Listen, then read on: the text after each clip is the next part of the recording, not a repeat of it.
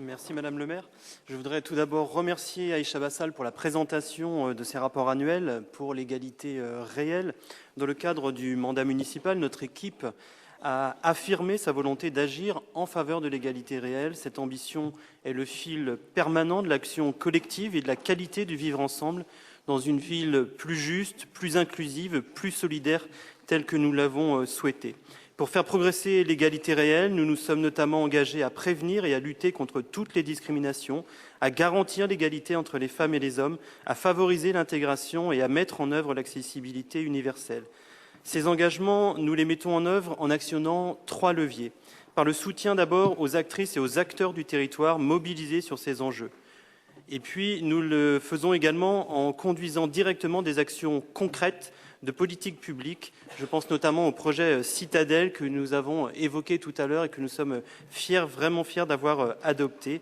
Et puis, c'est également à travers nos politiques internes conduites avec Elisabeth Lefranc pour justement prévenir les ruptures d'égalité et agir en interne, parce qu'effectivement, nous agissons à travers nos politiques publiques, mais nous devons aussi agir dans nos politiques de ressources humaines et prévenir ces inégalités et lutter contre les discriminations aussi au sein de notre collectivité. C'est la cohérence de nos politiques publiques et de l'action que mène la ville en interne. La ville, pour cela, a développé un nombre important d'outils. Je pense notamment au Conseil consultatif interne Égalité, Diversité et Mixité. Et je tiens à remercier l'ensemble des agents qui sont volontaires et qui sont engagés dans cette lutte contre les discriminations. Je tiens vraiment à souligner la qualité du travail des membres du CCI EDM. Également souligner l'implication des agents qui, à travers le groupe de sensibilisation, forment un certain nombre de leurs collègues et les sensibilisent justement à cette question de l'égalité et de la lutte contre les discriminations.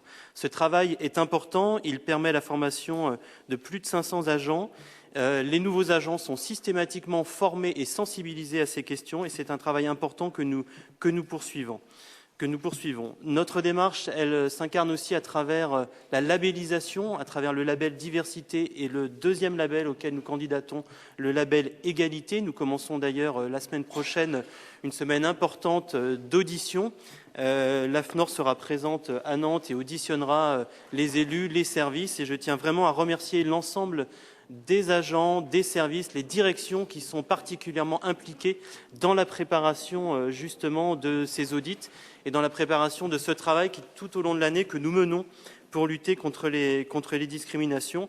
Nous avons réalisé un baromètre il y a quelques mois pour mesurer justement ces discriminations au sein de la collectivité car nous estimons important de pouvoir mesurer ce niveau des discriminations pour agir au plus juste, adapter nos outils et ça fait partie justement de ce que nous allons pouvoir expliquer, démontrer au cours de l'audit la semaine prochaine, continuer à lutter contre les risques psychosociaux et travailler sur les conditions et le bien-être au travail, des éléments extrêmement importants pour cette politique de lutte contre les discriminations et pour la promotion de l'égalité réelle. Donc je voulais vraiment insister sur ce volet interne parce que à côté et en cohérence avec toutes les actions qui sont menées dans la politique publique, c'est aussi un volet important que nous nous devons de continuer à développer.